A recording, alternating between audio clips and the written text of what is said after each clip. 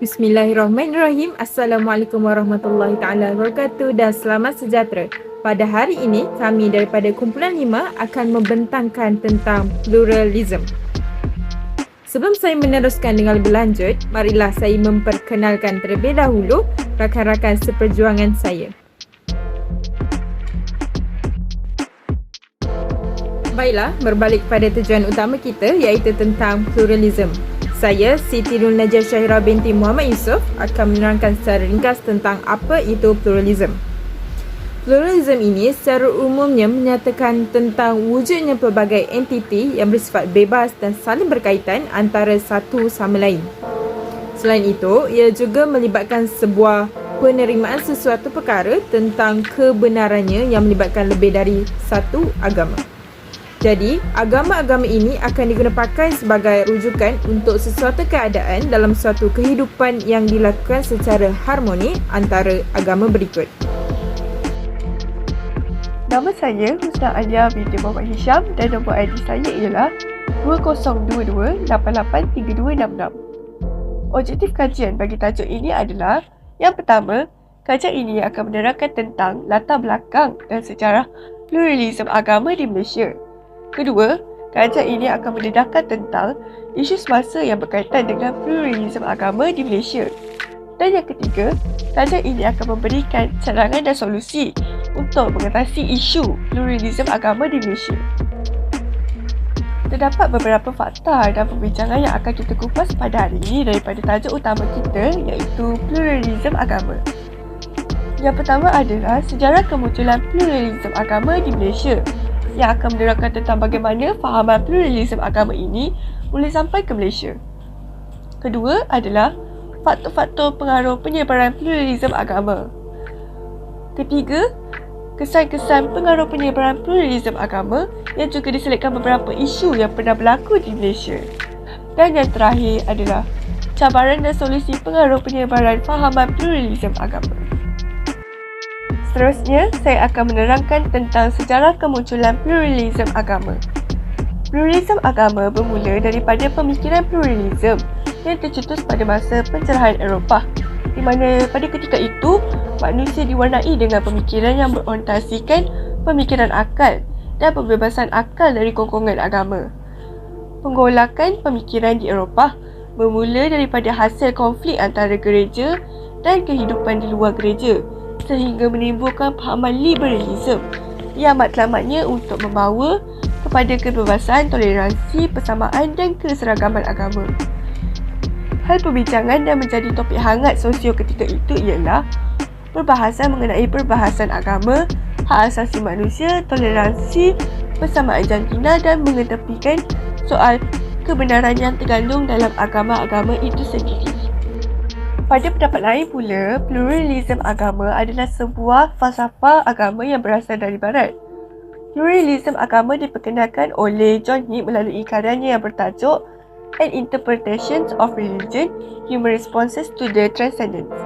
Hal ini membuktikan bahawa agama Kristian merupakan sebuah agama yang dominan di barat, sehingga timbulnya frasa yang disebut sebagai barat Kristian.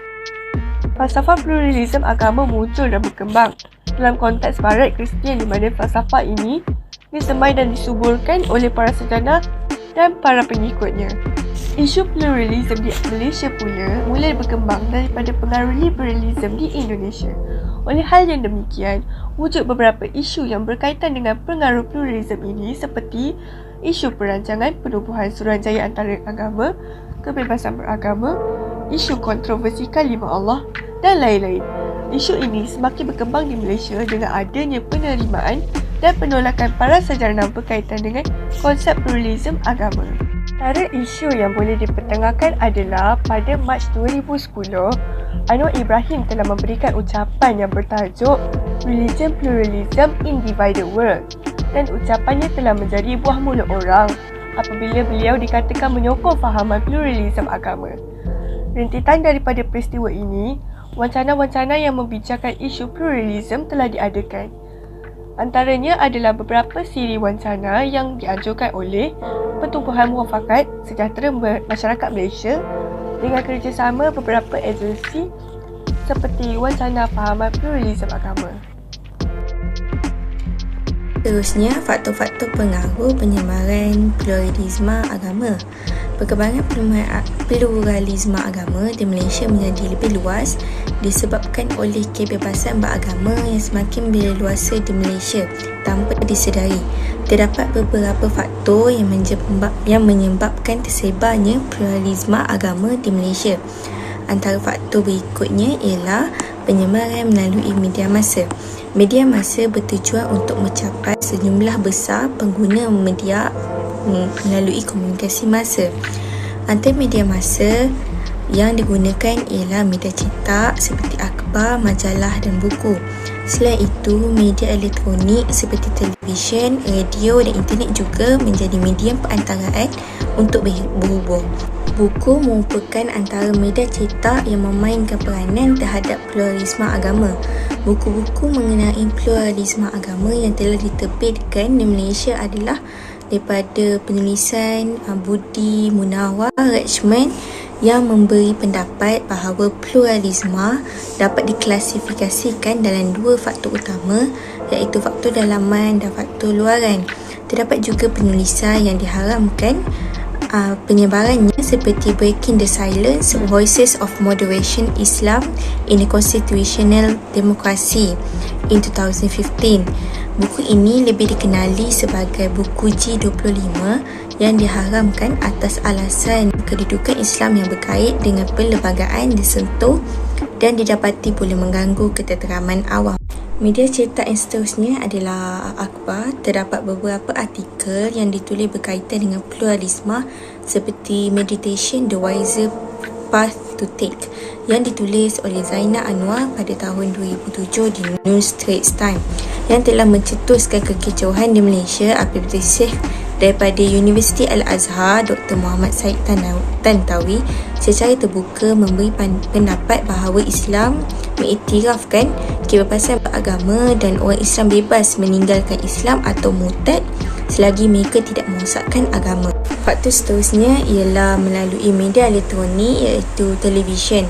Filem-filem yang ditayangkan yang mempunyai unsur pluralisme agama juga memainkan peranan dalam faktor penyebaran di Malaysia. Antara filem yang dapat dikesan yang mempunyai unsur-unsur pluralisme ialah The Life of PI yang ditayang pada 28 September 2012. Filem ini menunjukkan pluralisme di mana watak utamanya menganut tiga agama iaitu Kristian, Islam dan Buddha. Hal ini sedikit sebanyak telah mempengaruhi anak muda secara tidak langsung. Filem Sepet, Gopra dan Mu'alaf juga merupakan filem arahan Yasmin Ahmad dari Malaysia.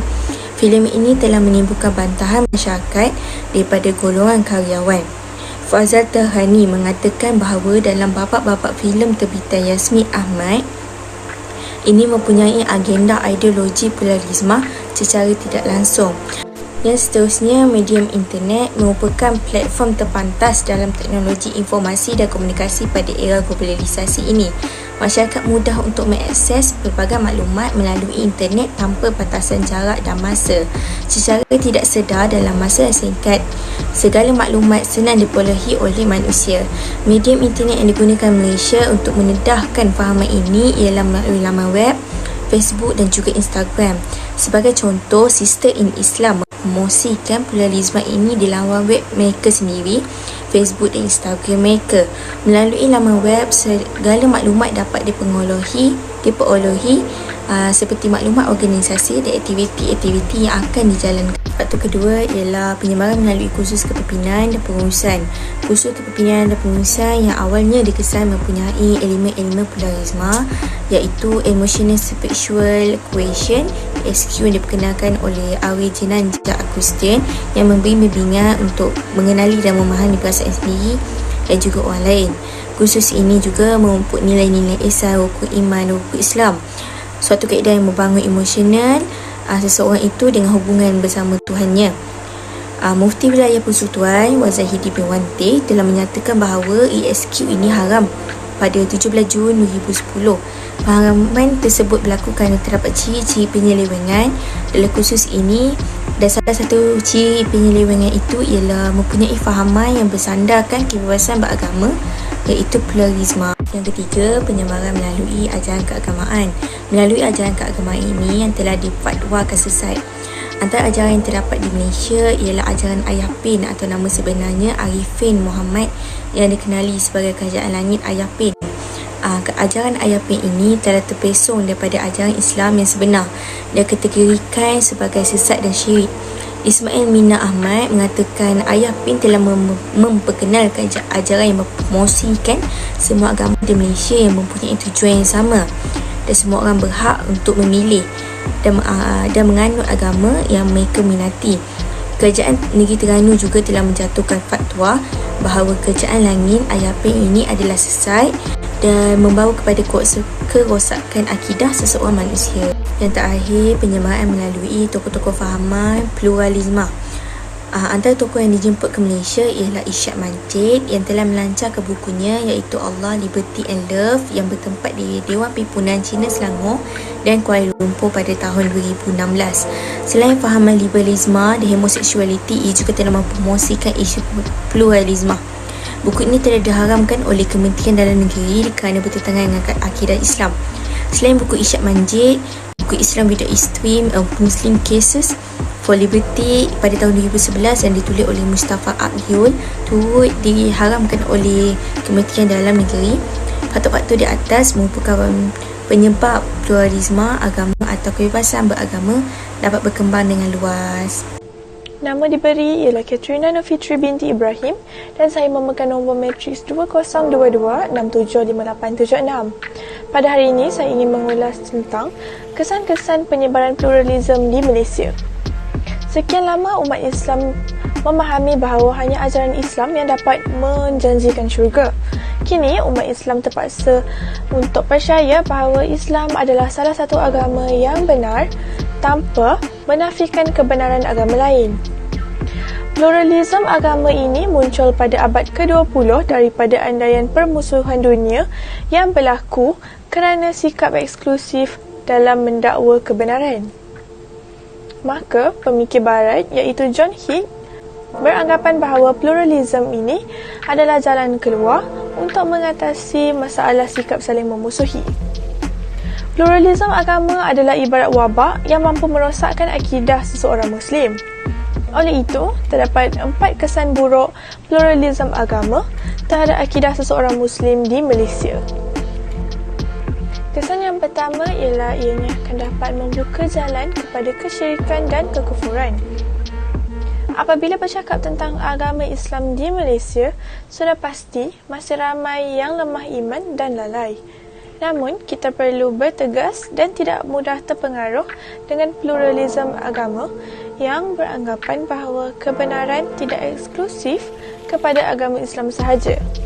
Kini, terdapat ramai umat Islam yang murtad disebabkan oleh pluralisme agama.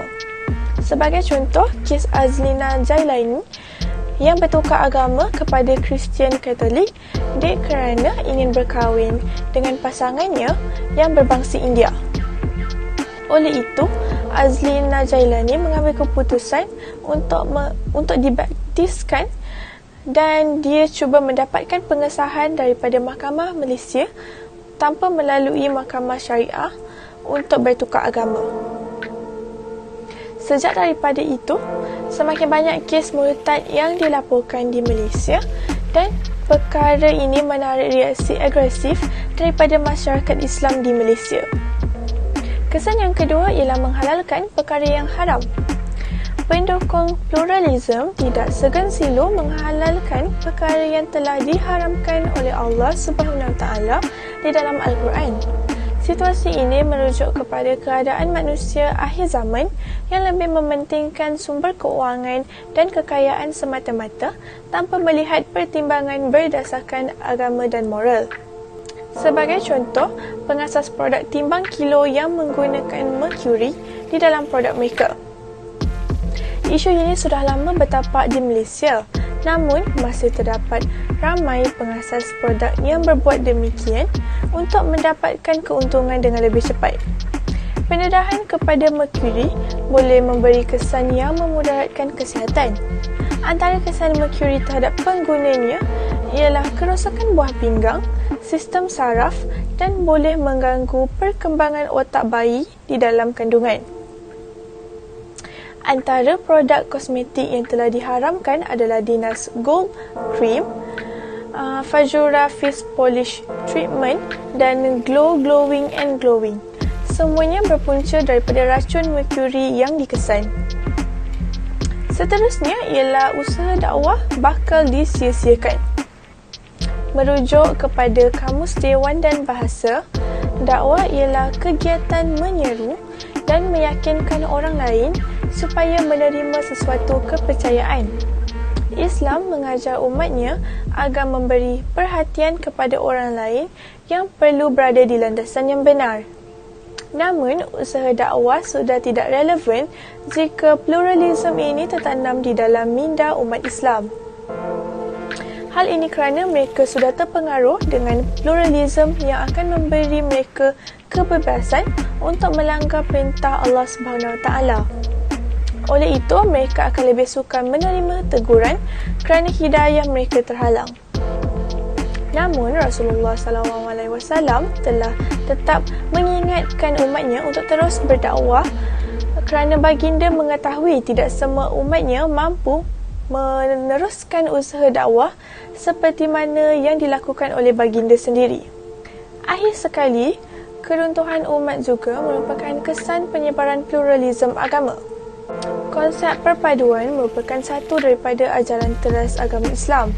Di dalam Al-Quran, Allah SWT menyeru umat Islam untuk terus bersatu padu berpegang pada tali Allah, iaitu prinsip kebenaran Islam dan mengingatkan supaya jangan berpecah belah.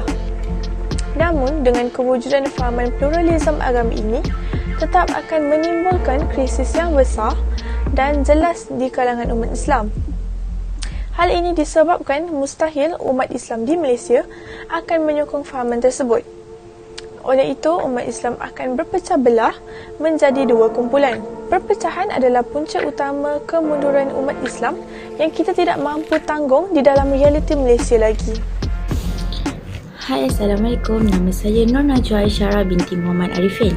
ID saya 2022616072. Saya dari Fakulti Pengurusan dan Perniagaan. Hari ini saya akan menceritakan tentang cabaran atau isu yang berkaitan dengan pluralisme agama ini. Okey, terdapat banyak isu sebenarnya yang berkait dengan pluralisme agama ini yang telah menjadi salah satu isu yang hangat kerana penyebaran fahaman ini yang telah berleluasa di sekitar Malaysia dan fahaman ini juga dapat mengisahkan fikiran masyarakat Islam yang lemah dari segi akidahnya. Terdapat banyak hujah yang telah membahaskan tentang cabaran atau isu berkaitan pluralisme agama ini. Daripada hujah yang telah dibahaskan itu dapat membuktikan bahawa fahaman pluralisme ini adalah amat bahaya. Cabaran pluralisme yang saya akan kupas kali ini ialah seperti kebebasan beragama yang semakin berasa dan isu murtad yang semakin meningkat. Cabaran yang pertama yang saya akan kupaskan adalah tentang isu kebebasan beragama yang semakin berleluasa dan meningkat. Isu kebebasan beragama di Malaysia ini termaktub atau tertakluk kepada Perlembagaan Malaysia iaitu Perkara 11 Kebebasan Beragama. Akan tetapi, hak kebebasan beragama yang dinyatakan dalam perlembagaan itu merupakan garis panduan untuk masyarakat awam daripada segi pengamalan agama mereka masing-masing. Isu ini merupakan isu yang paling kontroversi dan hangat diperkatakan di Malaysia sejak dahulu lagi. Macam mana isu ni boleh menjadi isu yang hangat? Okey, sebabnya hal ini disebabkan isu kebebasan beragama ini ialah isu yang paling diperjuangkan oleh golongan berpahaman pluralisme agama ini. Hal ini kerana ini adalah merupakan dasar yang paling utama yang menjadi akar tunjang kepada kewujudan fahaman pluralisme agama ini.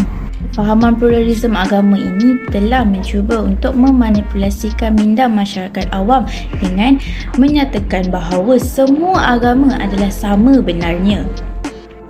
Pertikaian ini terlihat seperti agenda mereka yang sedang mencuba untuk menegakkan benang yang basah, iaitu mencuba untuk menyeramatakan kesemua agama walau dalam aspek penyebarannya yang terbuka itu.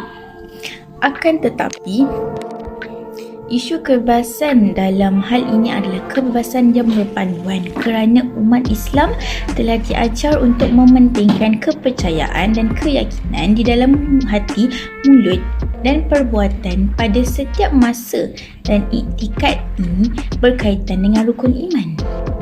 Dalam hal ini dapat dibuktikan bahawa agama Islam merupakan agama yang benar sebenar-benarnya. Cabaran yang seterusnya adalah tentang isu murtad. Apakah itu murtad? Murtad ni membawa maksud kepada seseorang itu telah meninggalkan atau keluar daripada satu agama. Akan tetapi isu murtad yang saya maksudkan dalam hal ini adalah bukan sahaja dari segi perbuatannya yang meninggalkan agama, akan tetapi perbuatannya yang telah menghina dan meninggalkan keseluruhan agama. Hal ini juga tergolong dalam perbuatan-perbuatan murtad. Okey, perkara ini amatlah bercanggah dengan prinsip agama Islam yang sebenar. Dalam hal ini, seseorang itu boleh jatuh menjadi murtad apabila dia beriktikad dengan meyakini sepenuh hati dengan hati, perkataan dan perbuatan. Hal ini sebagai contohnya, yang golongan pluralisme agama ni dia telah menyamaratakan antara agama dan juga kebebasan dalam memilih mana-mana agama bagi penganut Islam. Pada tahun 2000 hingga 2010, permohonan daripada masyarakat di Malaysia ini untuk mereka menukar agama, iaitu mereka yang ingin keluar daripada agama Islam, telah meningkat pada waktu itu. Hal ini sepatutnya ditegak dan dihalang untuk mengelakkan ia berlaku dengan lebih drastik lagi. Korang tahu tak apa yang jadi pada tahun 1997? Pada tahun 1997 ni, waktu ni Malaysia telah digemparkan dengan satu berita yang amat mengejutkan rakyat Malaysia lah, iaitu terdapat satu kes yang sangat viral time tu. Berita tu ialah tentang kes Azlina Zailani ataupun lebih dikenali sebagai Lina Joy. Korang kenal tak Lina Joy ni siapa? Kenapa dia ni boleh jadi main karakter pula ni kan?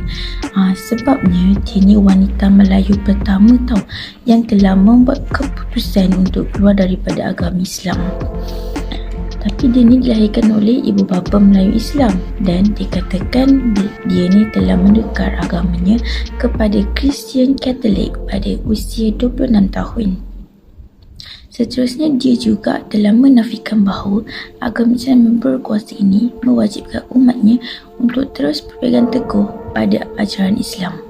Takut kan?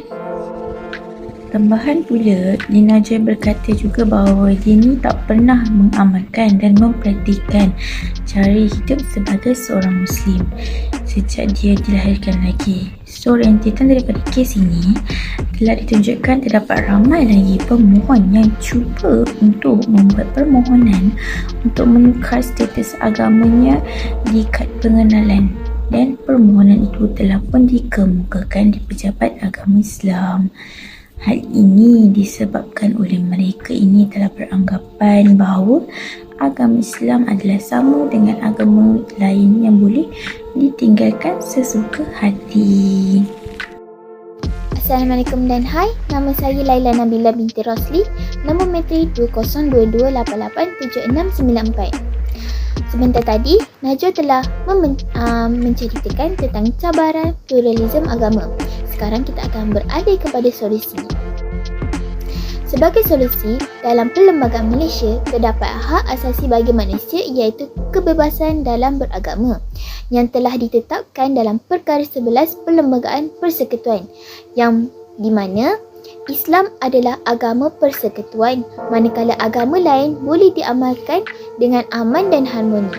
Sebab itu, sesiapa pun tidak boleh melakukan paksaan terhadap seseorang untuk menganut agama melainkan ia rela. Dalam Islam, memaksa orang bukan Islam untuk memasuki Islam adalah salah. Bahkan, para rasul membawa seruan dakwah dengan cara menyampaikan dan bukan dengan paksaan. Dengan paksaan, manusia tidak dapat berfikir dengan betul dan akan membuat keputusan secara melulu dan membuta-tuli tanpa mengetahui kebenaran yang sebenar. Kebenaran hanyalah ada satu dan tiada yang lain. Memperakui terdapat kebenaran selain daripada apa yang dibawa oleh Islam secara tidak langsung kebenaran lain yang dibawa oleh Islam. Ini merujuk kepada fahaman pluralisme adalah sesat dan bertentangan dengan akidah yang Islam yang merupakan syirik kontemporari, iaitu syirik pada zaman moden dan tergolong dalam dosa besar. Firman Allah Subhanahu Wa Taala dalam surah Al-Imran ayat 19, sesungguhnya agama yang benar di sisi Allah hanyalah Islam. Tiada istilah ada kebenaran yang lain selain Islam, dan walau dalam keadaan apapun Allah akan menolong hamba-Nya yang berpegang pada Islam. Walaupun hubungan umat Islam dan bukan Islam dibenarkan dalam kemanusiaan, tetapi dalam akidah ia jelas dan tidak boleh dipertikaikan. Dengan itu, kita seharusnya bertanya kepada yang arif berkaitan isu yang sensitif dan bukan secara melulu membuat kesimpulan sendiri yang pada akhirnya akan merosakkan pemikiran dan akidah kita. Cabaran yang kedua, murtad. Sebagai solusinya, kita tidak seharusnya memandang enteng isu murtad yang merupakan masalah besar dan berat yang patut kita elakkan. Hukuman bagi orang yang murtad berdasarkan Islam adalah berat, iaitu bunuh. Ini menunjukkan betapa Islam amat menjaga kesucian akidah dan tidak setuju dengan nilai syirik serta kekufuran. Sebab itu, sejak dari kecil lagi kita diajar untuk menjauhi perkara yang akan merosakkan diri dan mempelajari ilmu fardu ain yang berteraskan akidah, ibadah dan akhlak di sekolah maupun di rumah. Pembelajaran tentang sirah kenabian dan umat-umat terdahulu juga tidak terlepas dari skop pembelajaran yang patut diterapkan sebagai pengajaran. Jika kita mengenal Islam, kita akan dapat tahu betapa indahnya Islam yang tanpa cacat cela. Dengan itu, kita dapat mengatasi dan meningkatkan kefahaman tentang agama berpandukan Al-Quran dan Sunnah. Nabi SAW juga bersabda, sesungguhnya aku telah meninggalkan pada kamu dua perkara yang kamu tidak akan sama sekali sesat selama mana kamu berpegang pada keduanya, iaitu kitab Allah dan sunnah Nabi.